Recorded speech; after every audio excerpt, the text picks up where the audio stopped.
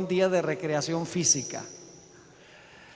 Esta noche vamos a estudiar un tema que se titula Los eventos finales de Jesús.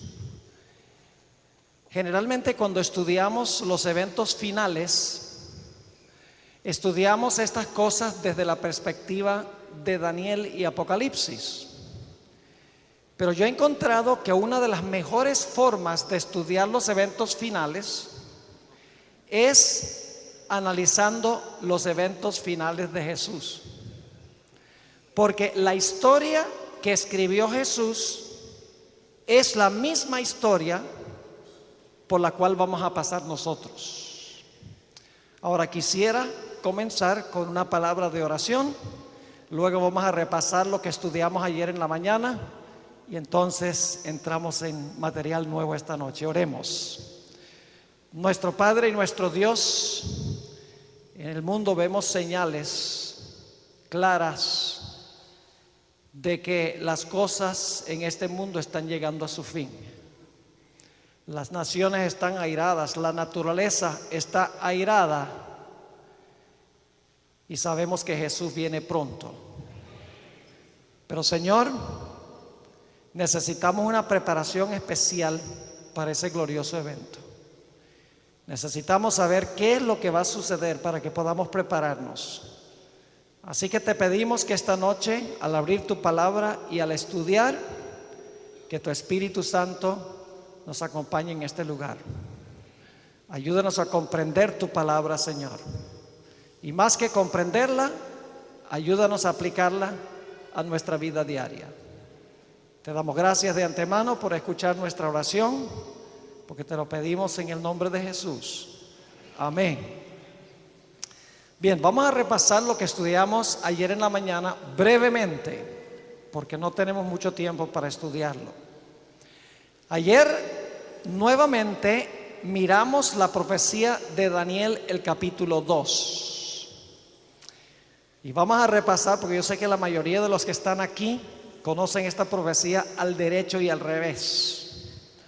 La cabeza de oro representa ¿qué reino? Babilonia, muy bien. El pecho y los brazos de plata representa a Medo-Persia, muy bien. El vientre de bronce representa ¿qué reino? Grecia. Y luego tenemos las piernas de hierro. ¿Qué representa el hierro de las piernas? Representa el poder férreo de Roma. Pero luego tenemos en los pies también hierro, ¿verdad que sí? Es decir, que en los pies continúa, ¿qué cosa? Continúa Roma. Porque si el hierro de las piernas representa Roma, el hierro en los pies debe representar una continuación de Roma. Pero en los pies se añade luego otro material y se mezcla con el hierro. ¿Y qué material era ese? Barro de alfarero se unió con el hierro. Es decir, que esta va a ser una Roma diferente. Va a ser una Roma amalgamada. Ahora, necesito explicar que el barro, como barro, solo es bueno. El barro de alfarero es bueno. El hierro, como hierro, también es bueno. El problema es cuando el barro se mezcla con el hierro. Ahora, ¿qué representa el barro? Ayer lo estudiamos claramente. El barro representa la iglesia. Ahora, escuchen bien. Si la iglesia fuera barro solo, no habría ningún problema. El problema es cuando el barro que representa la iglesia se une con el hierro o con el poder civil. Es decir, el barro, la iglesia, tiene un problema no solo, sino cuando el barro se une con el hierro. Ahí es que está el problema. Es decir, el barro se convierte en apóstata en el momento que se une con el hierro. Ahora yo quisiera invitarles a abrir sus Biblias conmigo a Apocalipsis 17. Apocalipsis, el capítulo 17, y vamos a leer los versículos 1 y 2. Ahora, mientras ustedes están buscando esos versículos, voy a mencionar nuevamente, como estudiamos ayer en la mañana, que en Daniel 2 tenemos la mezcla del barro, la iglesia, con el hierro, el poder civil de Roma. Esa mezcla ilegítima. Ahora, Apocalipsis 17 presenta la misma mezcla, pero no usa los mismos símbolos. En Apocalipsis 17, en vez de hablar del barro, la iglesia y el hierro, el poder civil, en Apocalipsis 17 habla de una ramera que fornica con los reyes de la tierra. Ahora vamos a leer los versículos. Apocalipsis 17, 1. Vino entonces uno de los 7 ángeles que tenía las 7 copas y habló conmigo diciéndome: ven acá y te mostraré la sentencia contra la gran ramera. Paremos un momento allí. ¿Qué representa una mujer en lenguaje simbólico? Representa la iglesia. Una mujer pura representa una iglesia pura, como la de Apocalipsis 12 y el versículo 1. Pero ¿qué clase de iglesia tenemos aquí? Una iglesia que se ha prostituido, porque no es iglesia sola. Sigamos leyendo. Ven acá y te mostraré la sentencia contra la gran ramera, la cual está sentada sobre muchas aguas, que son las muchedumbres. Y ahora va a decir por qué es ramera. Fíjense por qué es que esta iglesia se convirtió en ramera. Porque debe estar casada ¿con quién? Con Jesús. La iglesia es la esposa y Jesús es el esposo. La iglesia debe estar casada con Cristo. Pero ¿por qué esta mujer dice que es ramera o adúltera? Dice, con la cual han fornicado los reyes de la tierra. ¿Qué es lo que la convirtió en adúltera? Que tuvo relaciones ilícitas con los reyes de la tierra. Y luego dice: y los mercaderes de la tierra se han embriagado con el vino de su fornicación. En Apocalipsis 18, 1 al 3, tenemos el mismo panorama una vez más. Apocalipsis 18, 1 al 3. Después de esto, vi a otro ángel descender del cielo con gran poder, y la tierra fue alumbrada con su gloria. Y clamó con voz potente, diciendo: ha caído la gran Babilonia, y se ha hecho habitación de demonios y guarida de todo espíritu inmundo y albergue de toda ave inmunda y aborrecible. Y ahora escuchen bien: porque todas las naciones han bebido del vino del furor de su fornicación. Y los reyes de la tierra han fornicado con ella, y los mercaderes de la tierra se han enriquecido de la potencia de sus deleites. Nuevamente se repite que lo que convirtió a esta mujer en ramera fue que tuvo relaciones ilícitas con los reyes de la tierra, en vez de conservarse solamente para Jesús. Es decir, que la mezcla del hierro con el barro, es lo mismo que la ramera que fornica con los reyes de la tierra. Es la unión de la iglesia con el poder civil. Ahora debemos preguntarnos, ¿cómo vio Jesús la relación que debe existir entre la iglesia y el poder civil? Hemos visto que en Daniel 2 los dos se mezclan. Hemos visto en Apocalipsis 17 que los dos se mezclan. Y eso hace que el barro se dañe y hace que la mujer se convierta en ramera. La pregunta clave es: ¿cómo entendió Jesús la relación entre la iglesia y el Estado? El mejor lugar para conseguir la respuesta es en los evangelios. Vayan conmigo a Mateo 22 y el versículo 15 al 21. Mateo 22 y el versículo 15 hasta el versículo 21. Vamos a ver cómo entendió Jesús la relación entre la iglesia y el Estado o el poder civil. Dice allí: entonces se fueron los fariseos y consultaron cómo sorprenderle en alguna palabra. Y le enviaron los discípulos de ellos con los herodianos diciendo: Maestro, sabemos que eres amante de la verdad. Eran unos hipócritas estos individuos, estos líderes religiosos. Dice: Maestro, sabemos que eres amante de la verdad y que enseñas con verdad el camino de Dios y que no te cuidas de nadie porque no miras la apariencia de los hombres. Es decir, tú eres lo máximo. Dinos pues, ¿qué te parece? ¿Es lícito dar tributo a César? Es decir, ¿es lícito darle impuestos a César o no? Pero Jesús, conociendo la malicia de ellos, les dijo: ¿por qué me tentáis, hipócritas? Mostradme la moneda del tributo. Y ellos le presentaron un denario, que era la moneda franca de aquella época.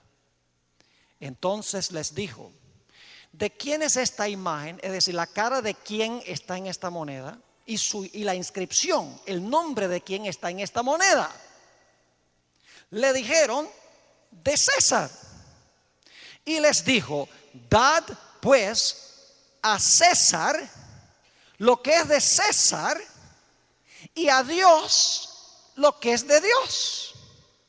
Yo pregunto, ¿tenemos nosotros algún deber para con Dios? Sí, hay algo que le debemos a Dios. ¿Tenemos también deberes que le debemos al poder civil? Claro que sí. Jesús dijo: hay algo que le debes a César y algo que le debes a Dios. A César le debemos los impuestos. A Dios le debemos el diezmo. El problema sería si César se quiere agarrar el diezmo o la iglesia quiere agarrar de los impuestos de César. Ahí está el problema.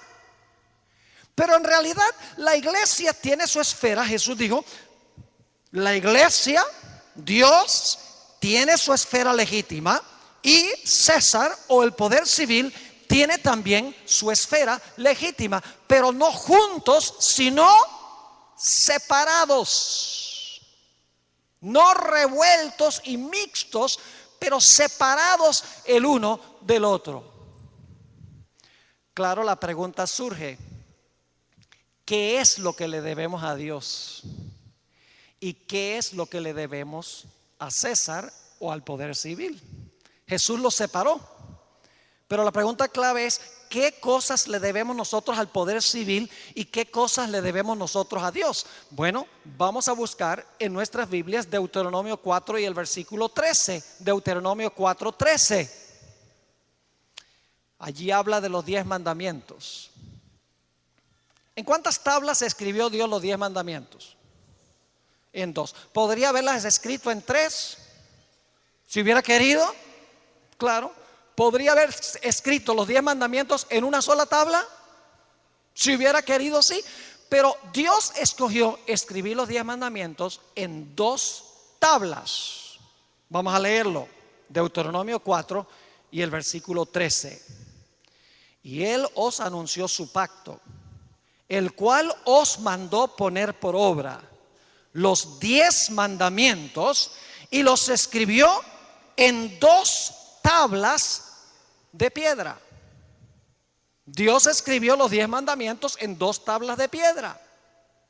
Ahora, ¿por qué en 2? Yo creo que ustedes saben. Porque nosotros los seres humanos tenemos 2 deberes. Tenemos un deber vertical para con Dios y tenemos un deber horizontal para con nuestro prójimo. Noten lo que dice en Deuteronomio 6:4 sobre la primera responsabilidad que tenemos para con Dios. Dice en Deuteronomio 6 y el versículo 4: y amarás a Jehová tu Dios de todo tu corazón y de toda tu alma y con todas tus fuerzas. Nuestro primer deber es amar a Dios sobre todas las cosas. Pero esa es solo nuestra responsabilidad vertical. Hay también una responsabilidad horizontal. Noten Levítico 19 y el versículo 18. Levítico 19 y el versículo 18. Y qué bueno que están proyectando los textos en la pantalla, porque así podemos avanzar más rápidamente. Levítico 19, 18 dice: no te vengarás ni guardarás rencor a los hijos de tu pueblo, sino amarás a tu prójimo como a ti mismo, yo Jehová. Es decir, hay 2 deberes: amar verticalmente a Dios y amar horizontalmente a nuestro prójimo. Y escuchen bien, la primera tabla de la ley consiste de los primeros 4 mandamientos y describe nuestro deber para con Dios. El primer mandamiento dice: no tengas dioses ajenos delante de mí. El segundo mandamiento dice: no te harás imagen de ninguna cosa en el cielo. No hagas una representación de Dios o de cosas religiosas. No te inclines a ellas. El tercer mandamiento dice: no tomes mi nombre en vano. Y el cuarto mandamiento dice: guarda mi santo día. Los primeros 4 mandamientos tienen que ver o describen mi responsabilidad para con Dios, lo que significa amar a Dios. Pero los últimos 6 tienen que ver con mi responsabilidad para con mi prójimo. Honra a tu padre y a tu madre. Horizontal. No matarás, por ende, a tu prójimo. No cometerás adulterio con la mujer de tu prójimo. No hurtarás lo que es de tu prójimo. No hablarás falso testimonio contra tu prójimo. No codiciarás la mujer de tu prójimo. No codiciarás los bienes de tu prójimo. Es decir, los últimos 6 mandamientos describen nuestro deber para con nuestros semejantes. Hay 2 deberes: uno para con Dios y otro deber para con nuestros semejantes. Jesús lo explicó de una forma clara en Mateo 22, empezando en el versículo 34. Les invito a ir allí conmigo. Mateo 22 y el versículo 34. Entonces los fariseos, oyendo que había hecho callar a los saduceos, se juntaron a una. Y uno de ellos, intérprete de la ley, preguntó por tentarle diciendo: Maestro, ¿cuál es el gran mandamiento en la ley? Jesús le dijo: amarás al Señor tu Dios con todo tu corazón y con toda tu alma y con toda tu mente. Este es el primero y grande mandamiento. Y el segundo es semejante: amarás a tu prójimo como a ti mismo. De estos 2 mandamientos depende toda la ley y los profetas. Ahora escuchen lo que les voy a decir. Los saduceos y los fariseos, los líderes religiosos de la época de Jesús, odiaban a Jesús. Pero odiaban a Jesús porque según ellos Jesús había violado la primera tabla de la ley. Nunca en todos los evangelios encuentran ustedes que los judíos acusaron a Jesús de violar la segunda tabla de la ley.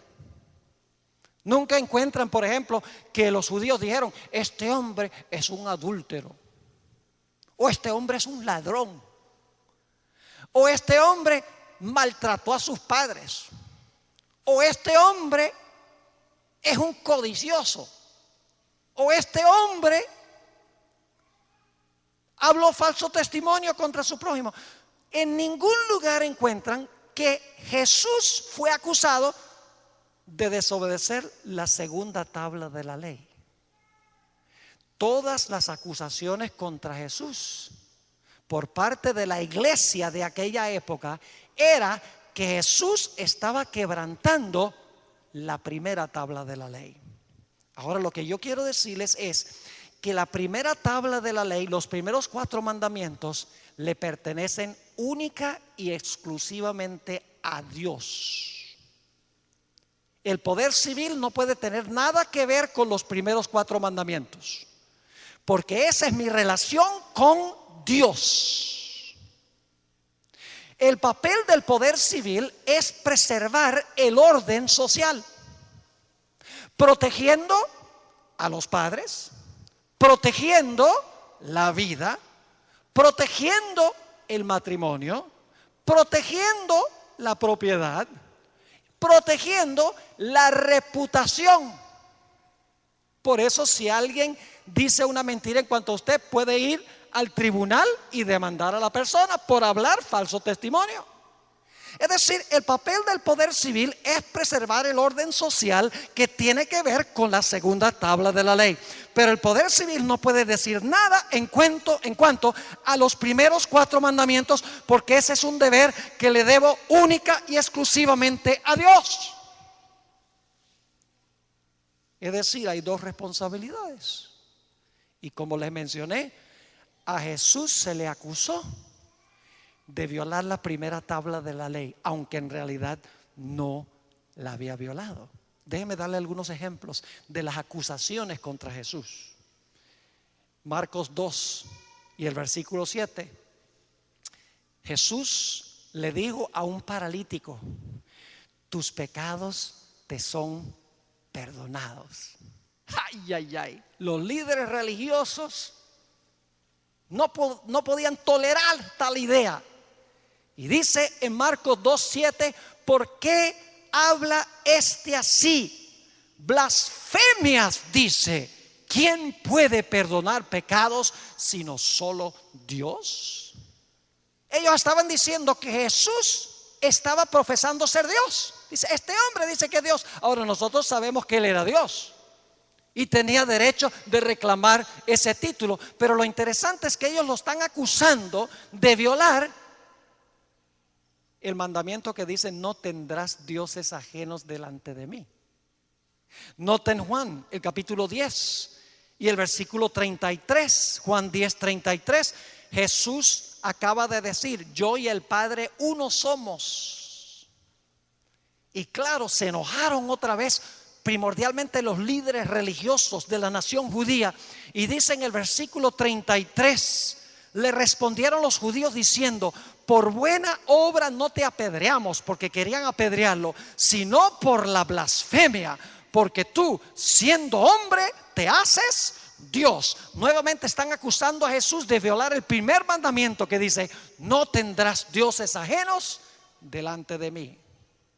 Pero también acusaron a Jesús de violar el tercer mandamiento que dice: no tomarás el nombre de Jehová tu Dios en vano. En Juan 8 encontramos a Jesús hablando con un grupo de judíos, y Jesús hizo una declaración revolucionaria. El Señor Jesucristo dijo: de cierto os digo, antes que Abraham fuese, yo soy. Y dice la Biblia en Juan 8, 58 y 59 que recogieron piedras inmediatamente para tirárselas a Jesús, porque Jesús estaba diciendo que el nombre yo soy le pertenecía a él. Estaba tomando, según ellos, el nombre de Dios en vano, ese nombre sagrado, el yo soy de la zarza ardiente. Yo pregunto, ¿acusaron varias veces a Jesús de quebrantar el sábado? Ustedes saben que sí. Note lo que dice San Juan 9:16. Jesús acaba de sanar a un ciego de nacimiento en sábado. Y fíjense lo que dice el versículo 16. Entonces algunos de los fariseos decían: este hombre no procede de Dios, porque no guarda el día de reposo. En Juan 5, Jesús sanó a un paralítico que había estado paralizado por 38 años. Y lo sanó en sábado. Y dice en Juan 5 y el versículo 16: por esta causa los judíos perseguían a Jesús y procuraban matarle, porque hacía estas cosas en el día de reposo. Y Jesús le respondió: mi Padre hasta ahora trabaja y yo trabajo. Por esto los judíos aún más procuraban matarle, porque no solo quebrantaba, según ellos, por lo menos el día de reposo, sino que también decía que Dios era su propio Padre, haciéndose igual a Dios. Todas las acusaciones que lanzaron los judíos contra Jesús, que eran acusaciones ilegítimas, tenían que ver con la relación vertical con Dios. Tenía que ver con la primera tabla de la ley. Y ellos querían castigar a Jesús porque Jesús, según ellos, había quebrantado esa primera tabla. Y vuelvo a repetir, Jesús nunca fue acusado de quebrantar la segunda tabla. Nunca Jesús estuvo en problemas con el poder civil de Roma por ladrón. Nunca estuvo en problemas con el poder civil de Roma por robarle la esposa a otro. Nunca estuvo en problemas con el gobierno romano por matar a alguien. Nunca estuvo en problemas con Roma porque deshonró a sus padres o porque maltrató a sus padres. Es decir, el Señor Jesucristo, según los judíos, no había quebrantado ninguna ley civil, pero según ellos, Él había quebrantado leyes religiosas. ¿Saben lo que en realidad querían los judíos? Lo que los judíos querían era que Jesús se posesionara del gobierno civil. Eso es lo que ellos realmente querían. Jesús había venido a establecer un reino espiritual, a poner su iglesia, pero los judíos querían que Jesús estableciera un reino civil temporal, destruyera a los romanos e impusiera por ley la religión de los judíos. Eso lo vemos repetidas veces durante su ministerio. Por ejemplo, en Mateo el capítulo 4, Jesús estaba en el monte de la tentación. Esta es la tercera tentación. El diablo lo lleva allá y le muestra en un momento de tiempo todos los reinos del mundo. Y vamos a leerlo como se encuentra registrado en Mateo 4 y el versículo 8. Otra vez le llevó el diablo a un monte muy alto y le mostró todos los reinos del mundo, es decir, los reinos civiles del mundo y la gloria de ellos. Y le dijo: todo esto te lo daré si postrado me adorares. Entonces Jesús le dijo: vete, Satanás, porque escrito está: al Señor tu Dios adorarás y a Él solo servirás. Jesús vino a representar un reino espiritual, a sembrar su reino espiritual, y por lo tanto dijo: no, yo no me meto con el poder civil, yo no vine a tomar posesión de los reinos del mundo, mi reino es espiritual. Encontramos también en Juan 6, cuando Jesús alimentó a los 5,000, los judíos se emocionaron y dijeron: un hombre que puede transformar 5 panes y 2 peces para alimentar a 5,000 personas, no contando mujeres y niños, esa es la clase de Mesías que queremos. Y en el versículo 15 de Juan 6 dice: pero entendiendo Jesús que iban a venir para apoderarse de él y hacerle rey, volvió a retirarse al monte él solo. Ellos querían que Jesús, en vez de un reino espiritual, tomara las riendas del poder civil para imponer la religión de los judíos, particularmente la primera tabla de la ley. Y luego ustedes conocen la historia, cuando Jesús ya estaba en su último viaje a Jerusalén, quería pasar por algunas aldeas de los samaritanos para ahorrar terreno, y mandó a decir por adelantado a esas aldeas: nosotros venimos, pedimos permiso por favor para pasar por sus aldeas. Y los samaritanos dijeron: no puedes pasar por nuestras aldeas. Y entonces en ese momento los hijos del trueno le dijeron a Jesús: ¿qué altaneros son? ¿Cómo es que no permiten al Mesías pasar por sus pueblos? Señor, ¿quieres que llamemos fuego del cielo para consumirlos? ¿Cómo querían imponer la religión de Cristo? Por la fuerza.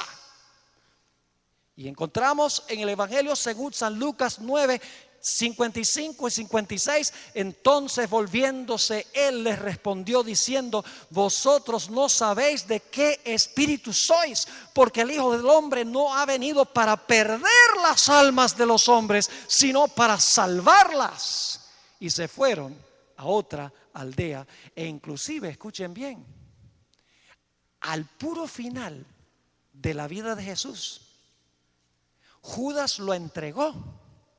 No porque Judas quería que Jesús fuera a la cruz. Eso es una comprensión errada que tiene mucha gente, que Judas entregó a Jesús para que a Jesús lo llevaran a la cruz. No, señor. Judas entregó a Jesús con la esperanza de que cuando lo arrestaran y cuando lo estuvieran maltratando, Jesús se escapara y se zafara de sus manos e impusiera su voluntad como rey. Y ustedes dicen: ¿cómo sabe eso, pastor? Sencillamente, cuando le salió mal el plan y fracasó. Si él quería que Jesús fuera crucificado, cuando llevaron a Jesús a la cruz hubiera dicho: qué bueno, pero ¿qué va? Cuando vio a que Jesús no se zafó, que Jesús no estaba estableciendo su reino, ¿qué hizo? Llevó el dinero y lo tiró allí. Ya no le importaba el dinero, lo tiró y dijo: he entregado sangre inocente. Y dice la Biblia que se fue y se ahorcó. El diablo, a través de los judíos, quería que Jesús tomara las riendas del poder civil en vez de establecer su iglesia, su reino espiritual. Y es interesante notar que Jesús enseñó que el reino está dentro de nosotros. Ese es el reino que Jesús vino a establecer en su primera venida. Noten Lucas 17 y el versículo 20 y 21. Lucas 17, 20 y 21. Preguntado por los fariseos: ¿cuándo había de venir el reino de Dios? Los fariseos dicen: dinos, ¿cuándo va a venir el reino de Dios? Ellos no están hablando de un reino espiritual. Ellos quieren saber cuándo va a venir el reino de Dios, destruir a los romanos y poner a los judíos en el apogeo, y que todo el mundo guarde las reglas de la nación judía. O si no, problemas. Dice allí que les respondió y dijo: el reino de Dios no vendrá con advertencia, es decir, con una demostración, con una exhibición externa. Ni dirán: helo aquí o helo allí, porque he aquí el reino de Dios. Y la mayoría de las versiones dicen: el reino de Dios está entre vosotros. Pero una mejor traducción es: el reino de Dios está en vosotros. Jesús sabía que nada se lograba imponiendo la religión por el poder civil. Él sabía que para que la religión pudiera transformar y cambiar la sociedad, había que implantar el reino primero en el corazón. Por eso él no tomó las riendas del poder civil. Jesús nunca intentó una reforma civil. No criticó los abusos de Roma. Había muchos abusos que estaba cometiendo el gobierno, pero Jesús no se metió en eso. Él dijo: mire, si yo siembro mi reino en el corazón, entonces eso va a transformar la sociedad. Pero no se transforma por la iglesia usando el poder civil para que el poder civil imponga lo que la iglesia quiere.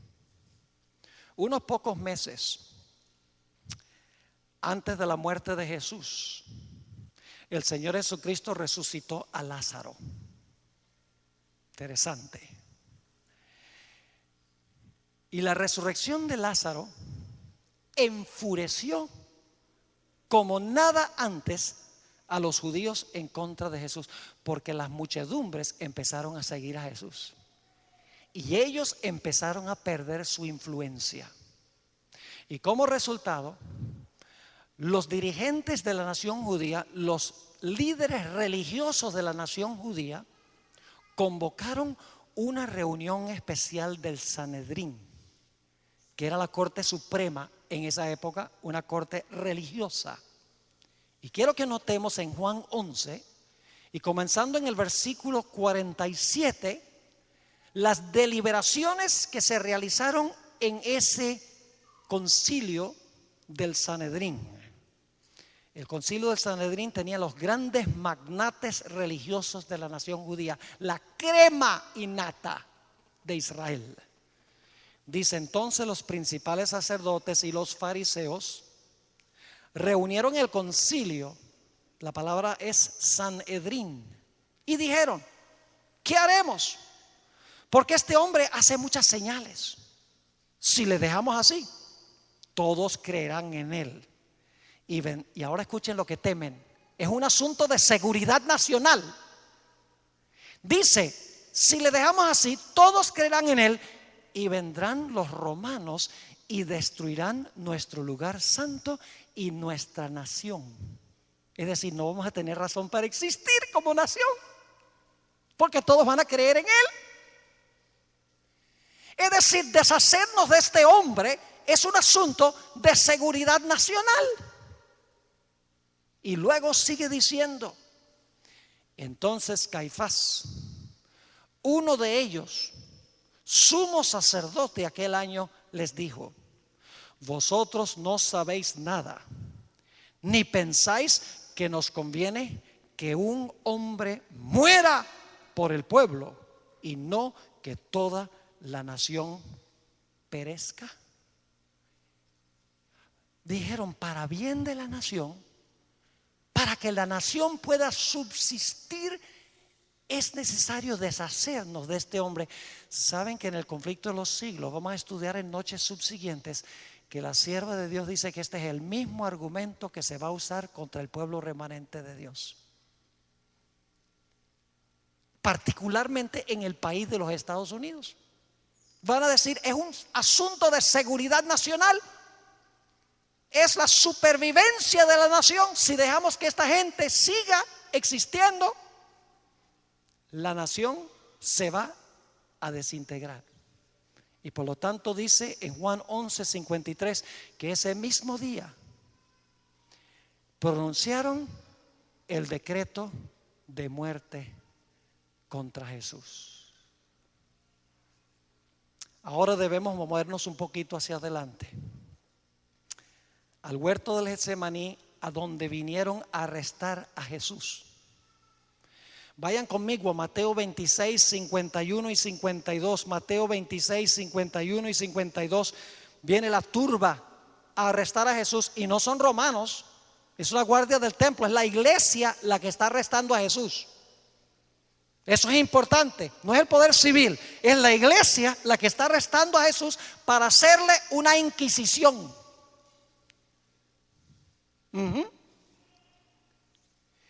Y allí se encontraba en el huerto el que siempre actuaba antes de pensar, Simón Pedro. ¿Qué fue lo que hizo Simón Pedro? Noten lo que dice en Mateo 26, 51. Pero uno de los que estaban con Jesús, que sabemos que era Pedro, extendiendo la mano, sacó su ¿qué? No olviden eso. Esa palabra es importante. Sacó su espada, e hiriendo a un siervo del sumo sacerdote, le quitó la oreja. Y créanme, no estaba tirando a quitarle la oreja, estaba tirando a quitarle la cabeza, pero era pescador y no soldado. Le falló la puntería. ¿Y qué dijo Jesús cuando Pedro quiso defender el reino de Jesús con la espada? Jesús dijo: bien hecho, Pedro, aleluya. ¿Y ustedes qué? ¿Por qué no me defienden también? ¿Eso fue lo que dijo? No. Dijo: en mi reino no se usa la espada para defenderlo. Sigue diciendo en el versículo 52. Entonces Jesús le dijo: vuelve tu espada a su lugar. Y ahora escuchen, porque vamos a volver a esto mañana en la noche. Vuelve tu espada a su lugar, porque todos los que tomen espada a espada perecerán. Apocalipsis 13:10 dice: aquel que mata a la espada, es necesario que a espada sea muerto. Esa expresión viene de aquí, de Mateo, el capítulo 26. Así que a Jesús reprendió a Pedro, dijo: no, Señor, no se defiende mi reino con la espada. Yo podría llamar ángeles ahora que me vinieran a ayudar a escapar, pero mi reino no se defiende con la espada.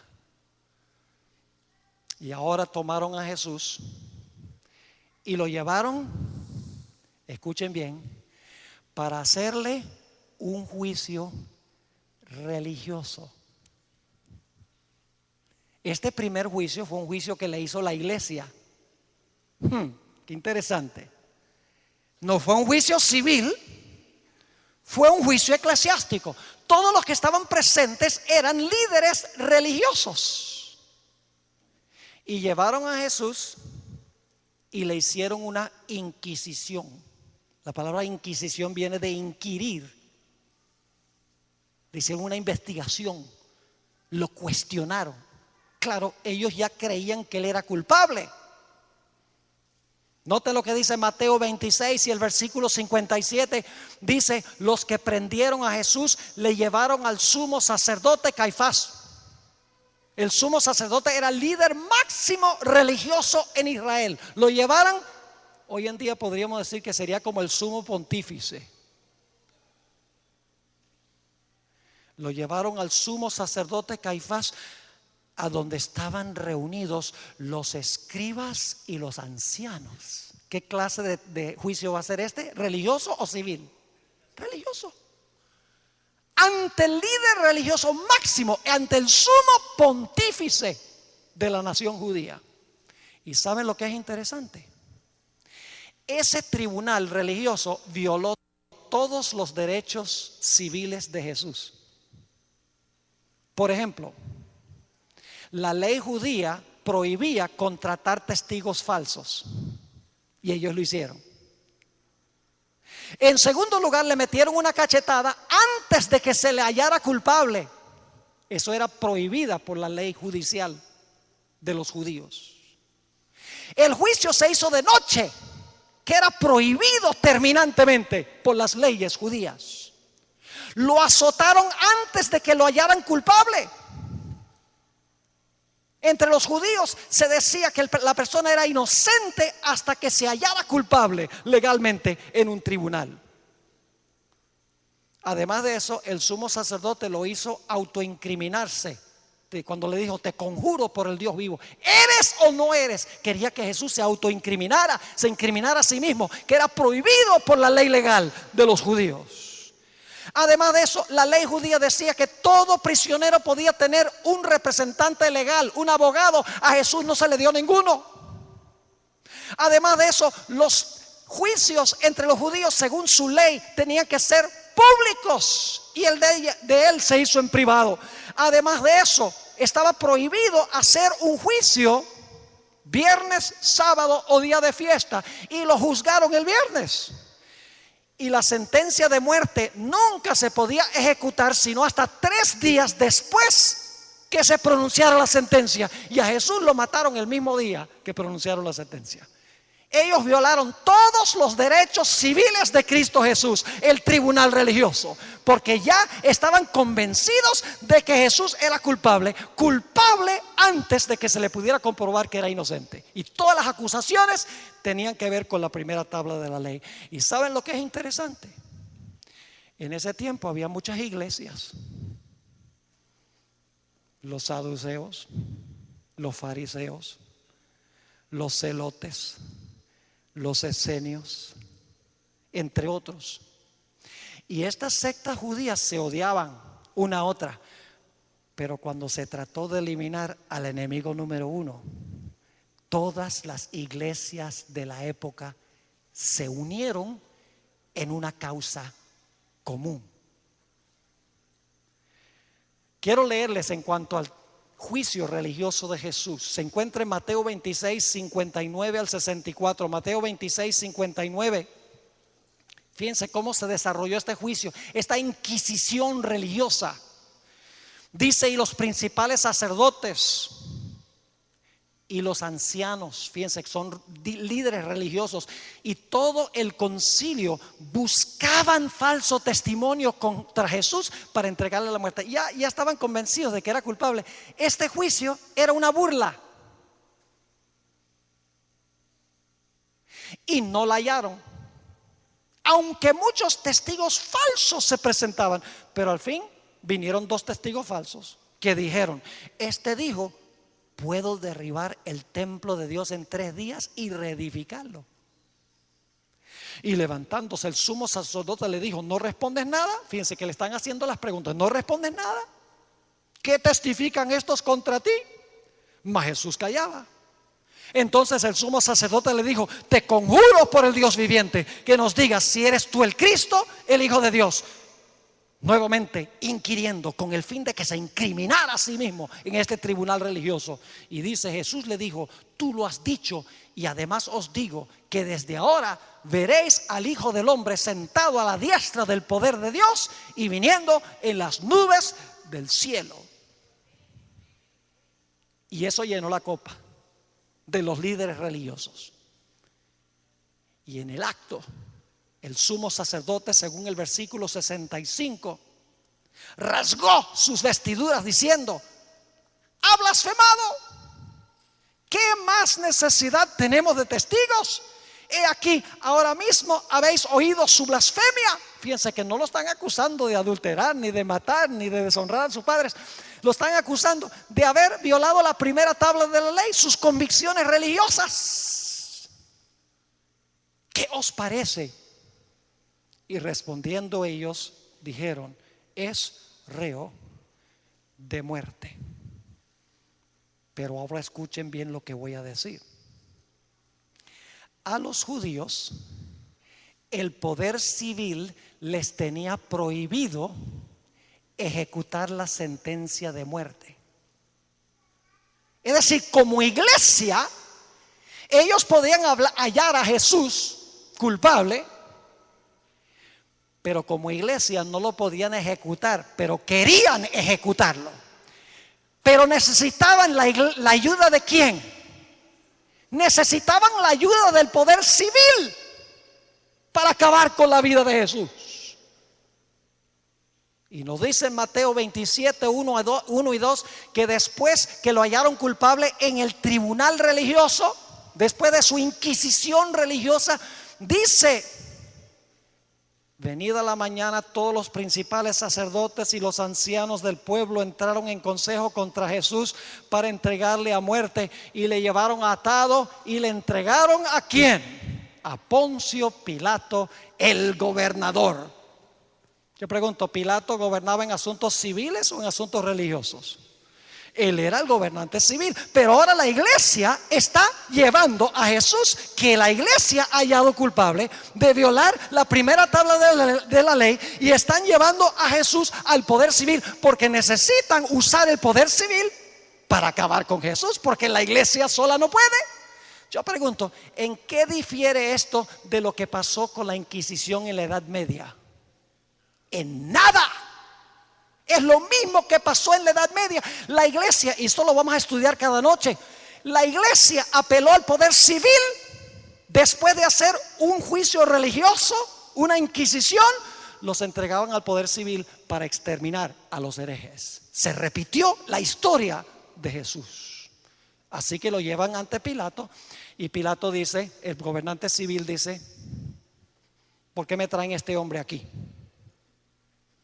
Noten lo que dice el Evangelio según San Juan. el capítulo 18 y el versículo 28, ahora vamos a estar en Juan 18 por un buen rato, dice, llevaron a Jesús de casa de Caifás al pretorio. Era de mañana y ellos no entraron en el pretorio. Fíjense qué cosa qué hipocresía tan increíble. Dice, no entraron en el pretorio para no contaminarse.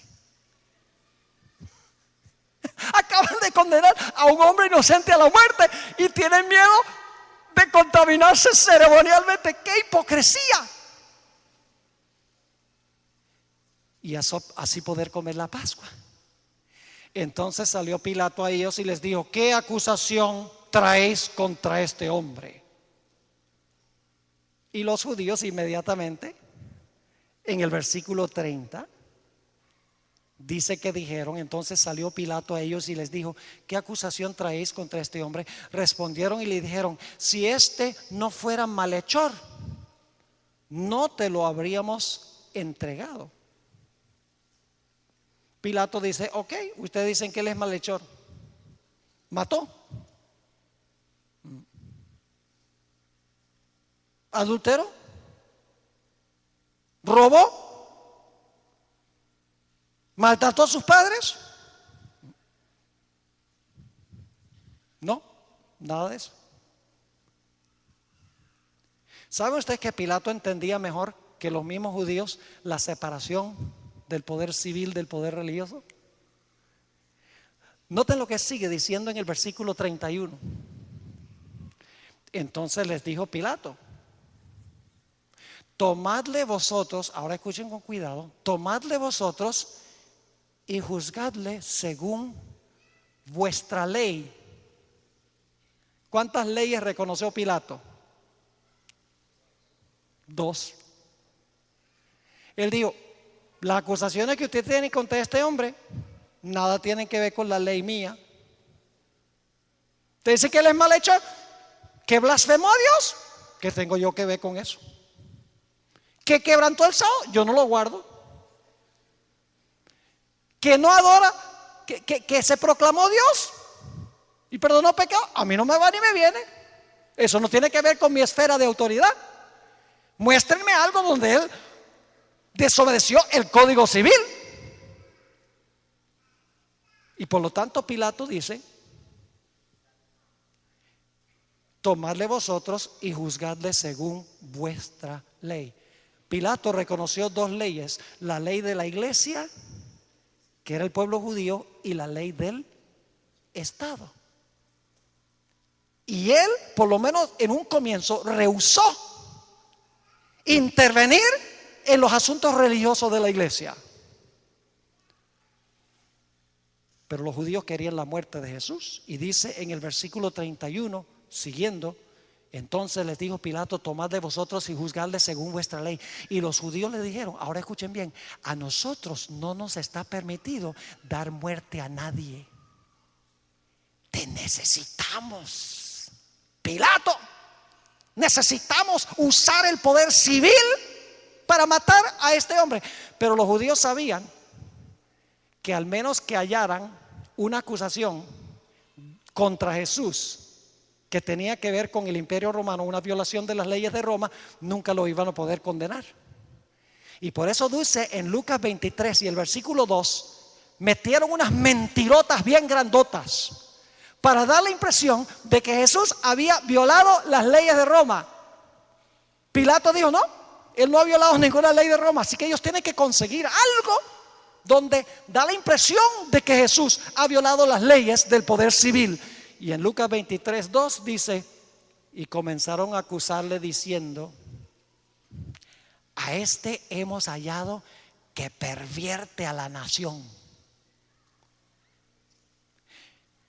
Y ahora esta es una mentira descarada, y que prohíbe dar tributo a César. ¡Mentirosos! Jesús acababa de decir unos pocos días antes, hay que dar los tributos a César. Pero ellos saben que tienen que hallar alguna acusación donde el poder civil tenga que castigarlo, porque Pilato no se iba a meter en la religión. Así que dicen, pervierte a la nación, que prohíbe dar tributo a César. Ahora escuchen, diciendo que él mismo es el Cristo, un rey. Ahora se le pararon las orejas a Pilato. Se proclamó rey, así es la cosa. Ahora sí, si él quería ser rey, ese puede ser un crimen en contra de Roma.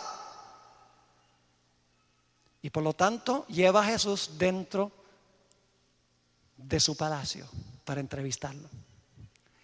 Y le dice a Jesús: ¿es verdad que tú dices que eres un rey?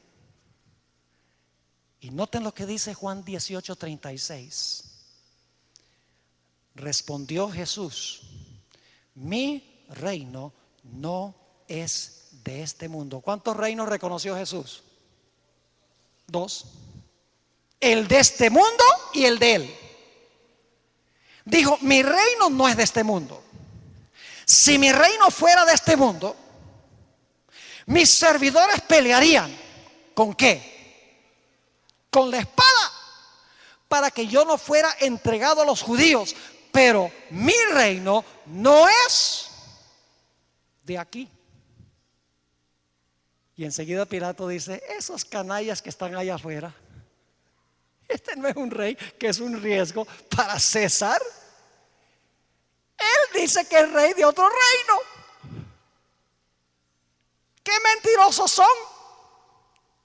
En el versículo 37 les dijo entonces Pilato: ¿luego eres tú rey? Respondió Jesús: tú dices que yo soy rey. Yo para esto he nacido y para esto he venido al mundo, para dar testimonio a la verdad. Todo aquel que es de la verdad oye mi voz.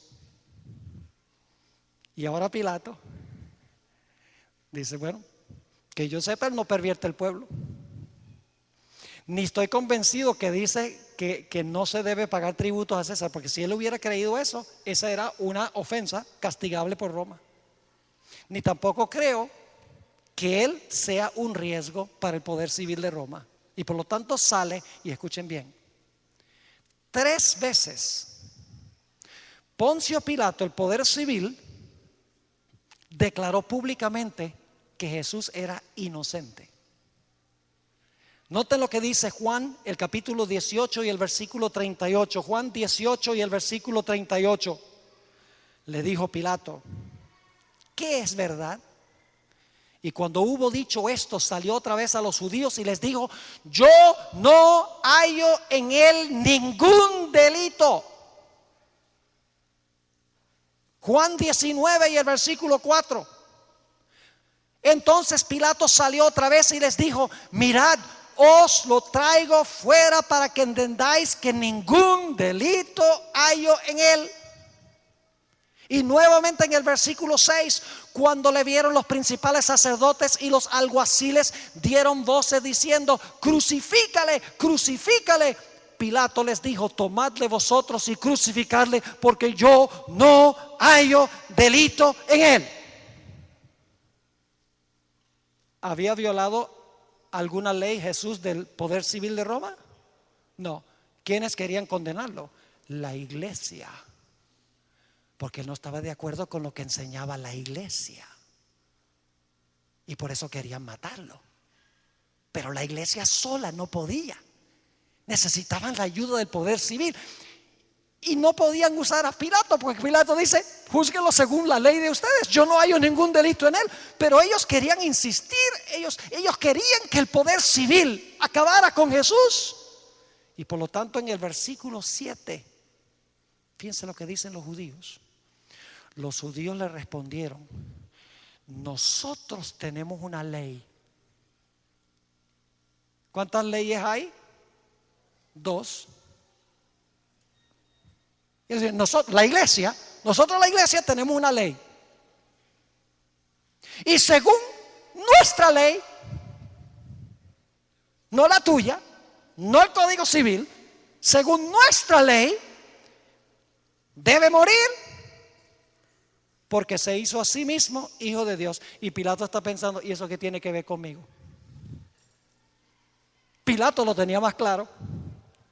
Hasta ese punto no se iba a dejar usar por la iglesia para condenar a un hombre inocente. Y fíjense que Jesús reconoció que Pilato tenía su lugar legítimo, que Dios puso a Pilato a gobernar ahí, en su esfera. Porque en Juan 19 y el versículo 11 dice, respondió Jesús, está hablándole a Pilato, ninguna autoridad tendrías contra mí si no te fuese dado de arriba. Por tanto, el que a ti me ha entregado, mayor pecado tiene. Jesús está diciendo, sí, tú tienes tu esfera legítima de autoridad que te ha sido dada de arriba, pero yo también tengo un reino que no es de este mundo. Pero los judíos no se iban a dar por vencidos. Escuchen bien. Usaron una técnica para obligar a Pilato, para forzar a Pilato a que condenara a un hombre inocente. Noten lo que dice Juan 19 y el versículo 12. Cómo usaron algo para intimidar a Pilato, al poder civil. Dice, desde entonces procuraba Pilato soltarle, pero los judíos daban voces diciendo, si a este sueltas, no eres amigo de César.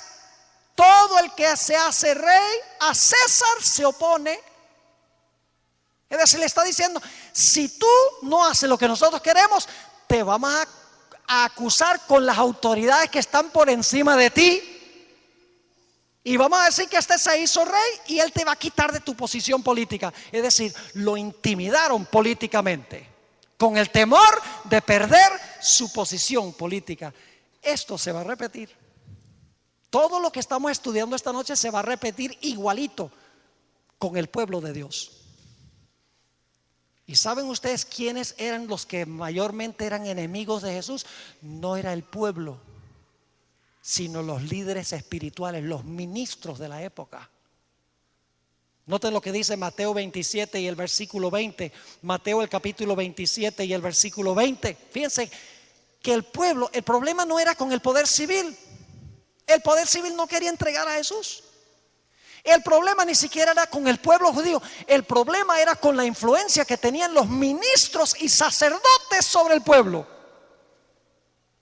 que luego influyeron sobre el pueblo para que presionaran al poder civil para matar a Jesús. Dice ahí en Mateo 27:20, pero los principales sacerdotes y los ancianos, escuchen bien, pero los principales sacerdotes y los ancianos persuadieron a la multitud que pidiese a Barrabás y que Jesús fuese muerto. ¿Quiénes eran los grandes enemigos? Los ministros de la época. Influyeron sobre los miembros de su iglesia para que ellos presionaran al poder civil para entregar a Cristo Jesús. Y llegamos al clímax de la historia. Este es el momento más triste. Aquí es que viene la fornicación del pueblo judío en esa época. Dios debía ser su esposo. Pero noten en Juan 19, en el versículo 13, ¿están entendiendo lo que estamos estudiando? Los eventos finales en los evangelios. Ahora mañana vamos a ver el mismo panorama en Apocalipsis, en símbolos. Lo lindo es que estamos estudiando esta noche la historia en forma de historia, facilito de entender. Apocalipsis 13 presenta símbolos que hay que interpretarlos, pero es el mismo panorama. Juan 19:13. Entonces Pilato, oyendo esto, llevó fuera a Jesús y se sentó en el tribunal en el lugar llamado el Enlosado, en hebreo Gábata. Era la preparación de la Pascua y como la hora sexta. Entonces dijo a los judíos: he aquí vuestro rey. ¿Era Jesús el rey de Israel? ¿Era el esposo del pueblo de Israel, sí o no? Claro que sí. Lo pueden leer, por ejemplo, en el libro de Jeremías, el capítulo 31-32. Dios dice que cuando los sacó de Egipto y los llevó al Sinaí, dice: yo fui un esposo para ustedes. Y sigue diciendo: pero ellos gritaron: fuera, fuera, crucifícale. Pilato les dijo: a vuestro rey he de crucificar. Y ahora escuchen, alta traición contra Dios. Dice: respondieron los principales sacerdotes: no tenemos más rey que César. Nuestro rey es el poder civil. ¿Estaban cometiendo fornicación, sí o no? Sí, porque le estaban jugando sucio a Jesús. Dice: este no es nuestro esposo, es el poder civil. ¿Y saben algo? Jesús vino a este mundo para casarse con Israel. Yo no sé si ustedes han notado la cantidad de veces en los evangelios que hay terminología matrimonial. Por ejemplo, a Juan el Bautista se le llama el amigo del esposo. El amigo del esposo era como el caballero de honor que hacía los arreglos, era el intermediario. Juan el Bautista vino a preparar el camino para que Jesús se casara con Israel. Jesús también dijo durante su ministerio, dijo: ¿cómo puede la gente llorar cuando el esposo está en su medio?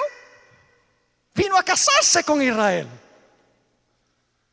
Y luego tenemos las parábolas de las 10 vírgenes.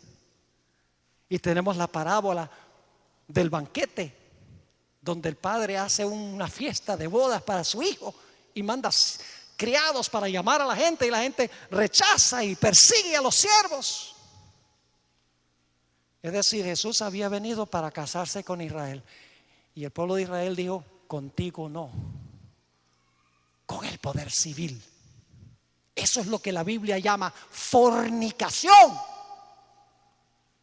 Y escuchen bien, cuando ellos dijeron: no tenemos rey sino César, cuando se aliaron con el poder civil,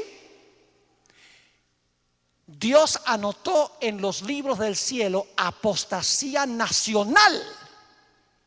Y la apostasía nacional llevó a la ruina nacional. Leamos en cuanto a esa ruina en Lucas 19:41. Y cuando llegó cerca de la ciudad, ya Jesús está descendiendo a Jerusalén por última vez. Cuando llegó cerca de la ciudad, al verla, lloró sobre ella, diciendo: oh, si también tú conocieses, a lo menos en este tu día, lo que es para tu paz. Mas ahora está encubierto de tus ojos, porque vendrán días sobre ti, cuando tus enemigos te rodearán con vallado y te sitiarán, y por todas partes te estrecharán y te derribarán a la tierra y a tus hijos dentro de ti, y no dejarán en ti piedra sobre piedra, por cuanto no conociste el tiempo de tu visitación. ¿Saben cuál es la ironía de todo esto? Ellos dijeron: nosotros necesitamos matar a este hombre para salvar a nuestra nación de los romanos, pero matando a Jesús, los romanos acabaron con ellos. Causaron lo que querían impedir. Y el libro de Apocalipsis pinta un cuadro semejante que vamos a estudiar en noches subsiguientes, donde dice que los reyes de la tierra, con los cuales fornicó la ramera, va a llegar un momento en que aborrecerán a la ramera y la harán desolada y desnuda, y comerán sus carnes y devorarán sus carnes y la quemarán con fuego. Es decir, el poder civil de Roma se volcó en contra de los que mataron a Jesús. Lo mismo va a suceder al final de la historia con las iglesias que se alían con el poder civil para imponer su religión. Ahora necesito dedicar unos pocos momentos. ¿Lo hago? Al fin y al cabo, no siempre me tendréis con vosotros. Ya la próxima semana ustedes pueden decir: ay, se fue ese pastor que predica tan largo. Pero estas cosas no se pueden cubrir en una hora. Por eso le digo: traigan mañana la almohada. Ahora vamos por unos momentos a hablar de la iglesia en el libro Hechos de los Apóstoles. ¿Saben algo? Aquí a esta institución llegan muchos vegetarianos, pero nadie se va vegetariano porque la gente come moscos y come mariposas que da miedo. Vamos al libro de Hechos y vamos a analizar el asunto de iglesia y Estado en la iglesia primitiva rápidamente. Yo pregunto, ¿cuántas espadas menciona la Biblia? 2. Generalmente los adventistas conocemos una, la de Efesios 6:17. Dice, y tomad el yelmo de la salvación, ¿y qué? Y la espada del Espíritu, que es la palabra de Dios. ¿A quién le dio Dios esa espada? ¿Esa espada le pertenece al poder civil? No. La espada del Espíritu le pertenece ¿a quién? A la iglesia. ¿Y cómo usa la iglesia la espada del Espíritu, la palabra de Dios? ¿Cómo la usa? Predicando. Cuando se predica, la palabra de Dios es más penetrante que toda espada de 2 filos y penetra y entra. El mensaje entra. Es decir, la primera espada le pertenece a la iglesia. La palabra de Dios le pertenece a la iglesia y la iglesia usa esa espada en la proclamación del evangelio. Pero la Biblia dice que hay otra espada y esa otra espada es la que tiene el poder civil. Vamos a leerlo en Romanos el capítulo 13. Romanos 13 y el versículo 1. Y es un pasaje largo, pero quiero leerlo todo porque está cargado de importancia para lo que vamos a estudiar en noches subsiguientes. Romanos 13, versículo 1 dice, sométase toda persona a las autoridades superiores. ¿Quiénes son las autoridades superiores? Los gobernantes. ¿Debemos nosotros ser ciudadanos ejemplares, sí o no? ¿Los adventistas deben ser asesinos? No. ¿Deben ser adúlteros? No. ¿Deben ser ladrones? No. ¿Deben hablar mal de su prójimo? No. Debemos ser ciudadanos ejemplares. Así que dice, sométase toda persona a las autoridades superiores, porque no hay autoridad sino de parte de Dios. Y las que hay por Dios han sido establecidas. Fíjense, el orden civil fue establecido por Dios. Luego dice, de modo que quien se opone a la autoridad, es decir, al poder civil, a lo establecido por Dios resiste. Y los que resisten acarrean condenación para sí mismos. Porque los magistrados no están para infundir temor al que hace el bien, sino al malo. ¿Qué clase de mal? ¿Qué clase de mal castigan los magistrados? ¿Los que guardan el sábado? No, esa no es su esfera. Esa tabla le pertenece a Dios. ¿Los que toman el nombre de Dios en vano? No, el problema es con Dios, no con el poder civil. Las personas que se arrodillan a adorar una estatua, no, eso es un problema que tiene la gente con Dios, no con el poder civil. Así que dice que el poder civil puede castigar al malo, pero es el que hace el mal en términos civiles. Sigue diciendo, ¿quieres pues no temer la autoridad? Haz lo bueno y tendrás alabanza de ella. Ahora viene el versículo clave, porque es servidor de Dios para tu bien. Pero si haces lo malo, teme, porque no en vano lleva ¿qué?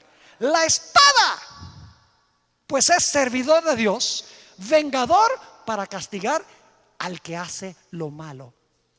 Yo pregunto, ¿el poder civil también tiene su espada? ¿La iglesia tiene su espada? Cada uno en su esfera. ¿Qué espada usa la iglesia? El santo libro. ¿Y cómo la usa? Predicando por el poder del Espíritu Santo. ¿Y qué tal si la gente no acepta? ¿Le cortamos la cabeza? No. Jesús dice, la palabra le juzgará en el día postrero. No ahora, después. Pero el poder civil también tiene su espada, que significa la habilidad que tiene el Estado para castigar con penalidades civiles a aquellos que violan el Código Civil. Cada uno tiene su espada. Ahora la pregunta es, ¿cuál es la esfera que tiene la espada del poder civil. Sigamos leyendo. Dice, versículo 5, por lo cual es necesario estarles sujetos, es decir, debemos sujetarnos al poder civil, no solamente por razón del castigo, es decir, no solamente porque tenemos miedo de que nos vayan a echar a la cárcel, sino también por causa de la conciencia, es decir, porque somos cristianos. Pues por esto pagáis también los tributos, porque son servidores de Dios que atienden continuamente a esto mismo.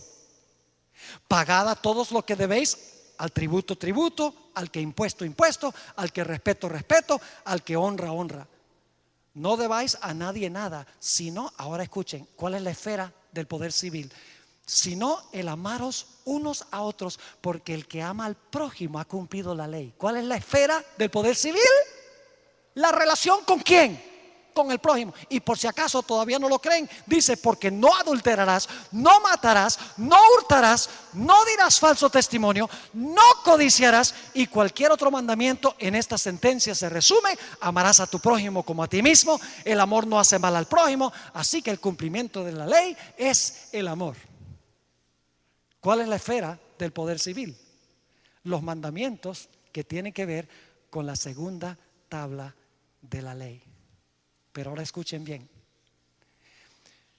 Muéstrenme un solo lugar en el libro Hechos de los Apóstoles que describe la historia de la iglesia primitiva, a donde los apóstoles usaron al poder civil para defender el reino de Jesús. ¿Lo usaron alguna vez? No. Alguna vez los apóstoles dijeron: nosotros tenemos que convertir a esta ciudad. César, ayúdanos. Persigue y mata a todo el que no acepte el mensaje que nosotros predicamos. ¿Alguna vez en Hechos aparece eso? Los apóstoles solo usaron una espada, la predicación de la palabra de Dios. Pero ¿saben en el libro de Hechos quiénes usaron la espada del poder civil para perseguir a los apóstoles? Los judíos. Siguieron con los apóstoles lo que habían hecho con Jesús. Lean el libro Hechos de los Apóstoles. Constantemente dice que la gente perseguía a Pablo, la gente perseguía a Pedro, porque los judíos hablaban con los magistrados romanos para perseguir a los apóstoles. Es decir, siguieron los judíos tratando de usar el poder civil para perseguir a los que no estaban de acuerdo con su religión. Los apóstoles dijeron: no, Señor, nosotros lo que hacemos es usar la espada que Dios nos ha dado, la espada del Espíritu Santo, para predicar la palabra de Dios. Noten un ejemplo nada más de esto, cómo los judíos usaban la espada del poder civil. Dice en Hechos 12, 1 al 3, hablando de la muerte de Jacobo: en aquel mismo tiempo el rey Herodes echó mano a algunos de los de la iglesia para maltratarlos. ¿Quién echó mano de la iglesia? Herodes. ¿Y qué era Herodes? ¿El pastor de iglesia? No, era el gobernante civil. Noten, sigamos leyendo. Y mató a espada a Jacobo, hermano de Jesús. ¿Y por qué lo hizo? Y Juan también. ¿Por qué lo hizo? Y viendo que esto había agradado a los judíos. ¿Por qué lo hizo? Por agradar a la iglesia. Dice, procedió a prender también a Pedro. Eran entonces los judíos, y viendo que esto había agradado a los judíos, procedió a prender también a Pedro. Eran entonces los días de los panes sin levadura. Ahora volvamos a la historia de Jesús. Cuando Poncio Pilato, escuchen bien, cuando Poncio Pilato estaba sentado y Jesús estaba delante de él, y la iglesia apóstata de la época estaba clamando por la sangre de Jesús, la esposa de Pilato le mandó un mensaje. En ese mensaje ella dijo: Pilato, yo he tenido un sueño y no he podido dormir en toda la noche. No tengas nada que ver con este hombre. No hagas caso a la iglesia apóstata. Libera a este hombre. Él no ha violado ninguna ley civil. Líbralo. ¿Creen ustedes que esa amonestación deben escucharla los líderes políticos del mundo hoy? La voz de la esposa de Pilato habla clara y diáfanamente en el siglo XXI, diciéndole a los gobernantes civiles: no tengan nada que ver, no se dejen usar por la iglesia para imponer religión. Pero tristemente, ustedes conocen la historia. Pilato, por temer a perder su posición política y por la presión de los ministros sobre el pueblo, mandó a traer una ponchera con agua y una toalla. Y el dirigente político, sabiendo que este hombre era inocente, como los líderes políticos del mundo lo van a saber al final de la historia, pero por temor a perder su posición política van a ceder, dice que se lavó las manos y dijo: soy inocente de la sangre de este hombre. No era inocente. Dios le habló claramente por un mensaje de su esposa y decidió rechazar ese mensaje. Y el poder civil, instigado por la iglesia, entregó a muerte a un hombre inocente. Quiero terminar con un versículo. Esta historia se va a repetir. Vamos a Juan 16, 1 al 3, nuestro último texto. Juan 16 y el versículo 1 hasta el versículo 3. Está hablando Jesús a sus discípulos en el aposento alto y dice lo siguiente: estas cosas os he hablado para que no tengáis tropiezo, es decir, no vayan a caer. Os expulsarán de las sinagogas. Hoy les decimos ¿qué? Iglesias. Os expulsarán de las sinagogas. Y algunos dicen: no, pero Jesús estaba hablando nada más a los apóstoles. A ustedes lo van a expulsar de las sinagogas. No está hablando de las iglesias hoy. ¿Ustedes creen que estas instrucciones fueron dadas solamente a los apóstoles o para toda la iglesia? Jesús dijo a los discípulos: no se turbe vuestro corazón. ¿Teméis a Dios? ¿Creéis en Dios? Creed también en mí. Le está hablando a los apóstoles. En la casa de mi Padre muchas moradas hay. Si no fuera así, os lo hubiera dicho. Voy pues a preparar lugar para vosotros. Solo para ellos. No, voy pues a preparar lugar para vosotros. Y si me fuere y os aparejar el lugar, vendré otra vez y os tomaré a ustedes, los apóstoles, a mí mismo. Nadie más va a ir. Todas estas instrucciones están hablando de lo que va a pasar con el pueblo de Dios a través de toda la historia. Dice: estas cosas os he hablado para que no tengáis tropiezo. Os expulsarán de las sinagogas. Y ahora escuchen bien. Y aún viene la hora cuando cualquiera que os mate pensará que le rinde servicio a Dios. Y harán esto porque no conocen al Padre ni a mí. Hermanos y hermanas jóvenes, nosotros estamos muy cerca de repetir esta historia. Y en noches subsiguientes vamos a hablar de cuán cerca estamos, a la luz de las profecías del libro de Apocalipsis, primordialmente algunas profecías de Daniel. Estamos en el mismo umbral de los eventos finales, hermanos y hermanas. ¿Y qué debemos hacer nosotros?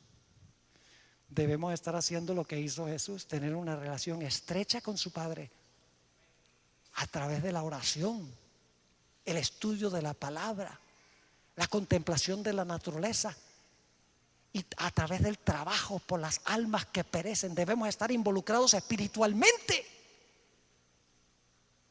para que cuando venga la crisis nosotros podamos pasar victoriosamente como el Señor Jesús.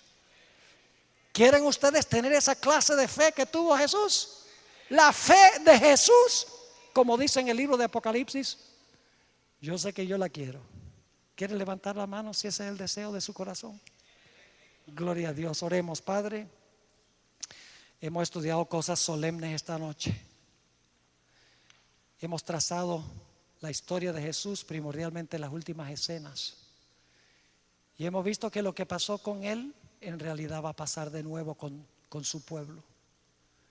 Padre, ayúdanos cada día a acercarnos más a ti, a alejarnos de todas esas cosas que pudren nuestra mente, pudren nuestra espiritualidad.